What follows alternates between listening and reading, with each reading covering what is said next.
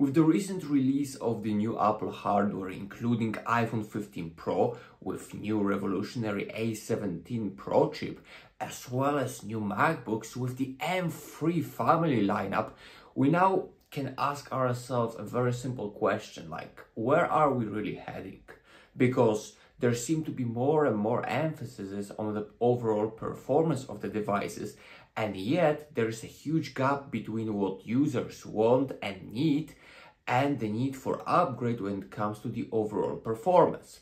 And hence come a lot of questions. One of this is like, if we don't see a year-to-year upgrades when it comes to performance, what does it really mean for us? Is this performance even meaningful? Do we actually need more power? And is this power justifiable?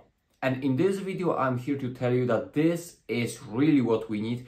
And even though year to year, even though we as average users don't really see the difference when it comes to the performance of the previous Pro iPhone to the newer one, same with the MacBooks, even though these differences seem very marginal, even though we don't actually perceive them as important changes, they actually matter way more than you would imagine.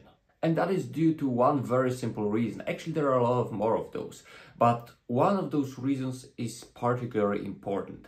And that would be the fact that the first thing you actually notice when your device is aging is the overall performance.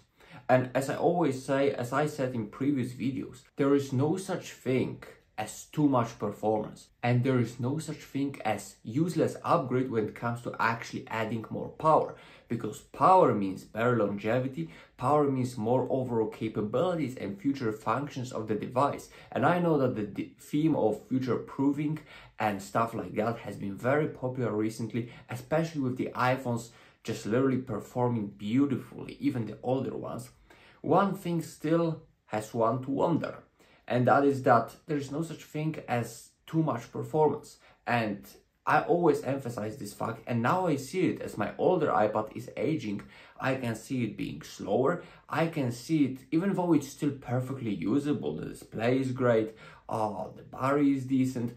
The older A12 chip in this device is actually showing its age. There are lags, there is more heat, there are more stutters, and soon the functions and the overall OS support will be very much limited. And the more headroom we have thanks to that performance, the better it is for us in the long term. And with the current fast pace of our living situations, the more performance can never hurt us. The faster our device is able to compute things is always more beneficial to us. But of course, it doesn't come just to that.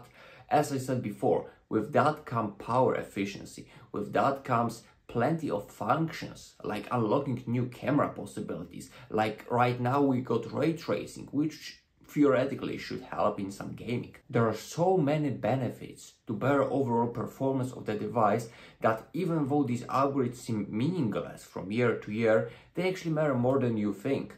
And there was a big deal, I feel like, when Apple decided to put the last generation chip in the iPhone 14 models, the chip from the iPhone 13 Pro. And some said it's unfair because we deserve that extra headroom and extra performance that come with year-to-year upgrade. So that just shows us there is no such thing as too much performance. And as I said before, my old iPad mini 5, it's a terrific device, great for reading, great for watching some old boxing 4x3 content, but because of the apparent lacking of the performance aspect, this device is just not as good to use as my iPad Pro or the iPhone Pro.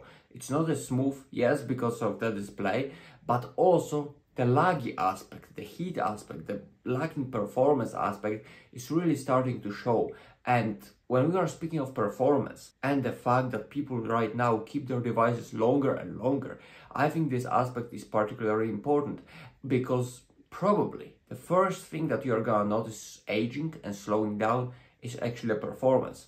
Hence, this is a very important aspect, and even though we don't actually notice that much, with the recent M3 and A17 Pro, there is no such thing as too little performance. Hence, I think this is a good step. I think this is what we need. This is always some way to upgrade your device and make it feel fresher, even though at a certain point in time, it doesn't seem to be that important.